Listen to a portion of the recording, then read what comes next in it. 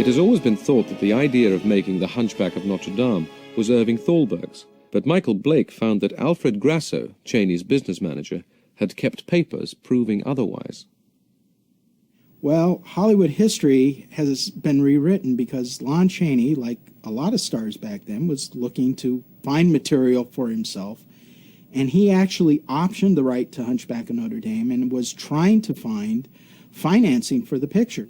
It eventually came to Thalberg, and he convinced Laemmle. The extent of Cheney's involvement has never before been realized. It ranged from who would direct, to who would write, and who would play Esmeralda. Thalberg had recent experience in making epics. His baptism of fire had been Foolish Wives, for which Erich von Stroheim had rebuilt Monte Carlo and had gone on shooting until the costs rose close to $1 million. Behind the set of the Foolish Wives Casino rose a more economical set for the Cathedral of Notre Dame. It would be combined with a miniature to amaze audiences, just as Cheney himself would startle the world with his most extreme makeup yet.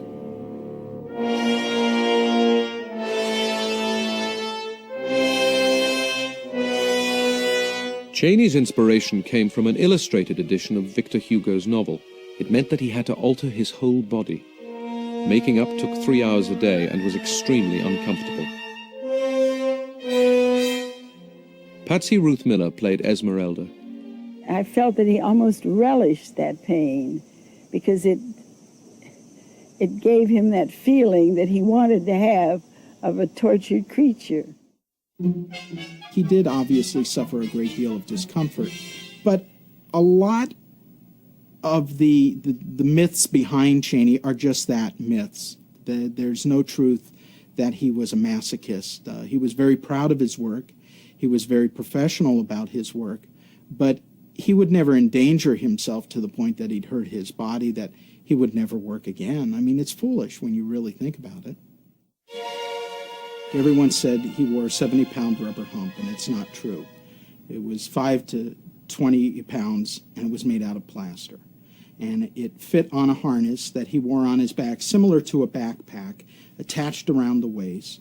And up on the upper portion of the breastplate area, he had some ropes. And he would take the rope, and he'd bend down and tie himself here, so he would be in a stooped position.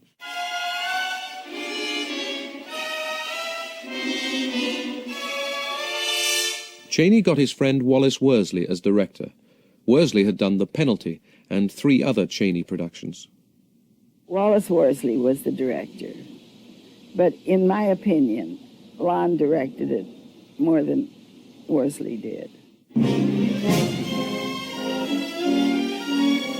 One of the things that I learned about acting from him was that you don't have to feel the emotion enough to really cry real tears or tear yourself apart. I don't think he would have approved of the School of Acting bit. What he kept saying to me, remember, you are an actress, and an actress's job is to make the audience feel. Doesn't matter whether you're torn apart inside. If you do not tear the audience apart, you are not playing the part well.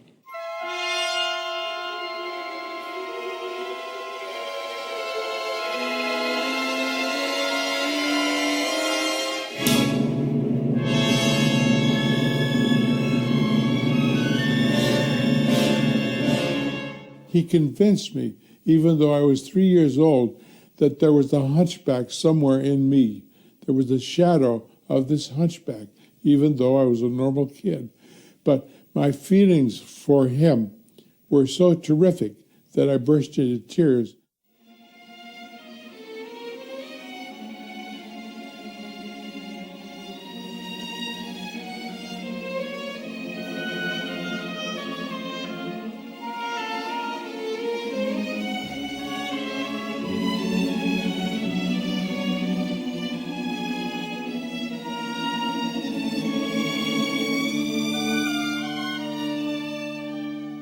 Every available arc light in Hollywood was used to illuminate the massive night scenes.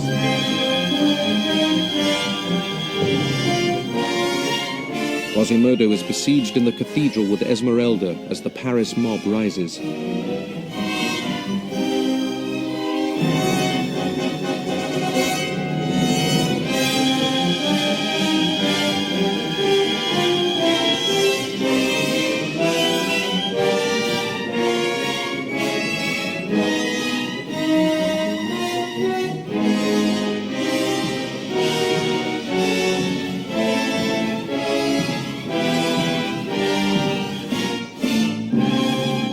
was something people hadn't seen before. You know, this was medieval Paris and all the sets and the crowds, and here you have this hunchback character that people love. People feel sorry for when he doesn't get the girl.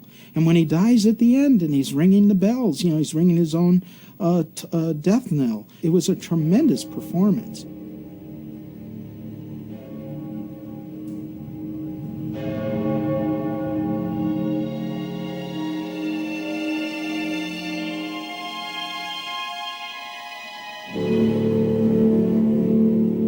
The Hunchback established Chaney as Hollywood's outstanding character star.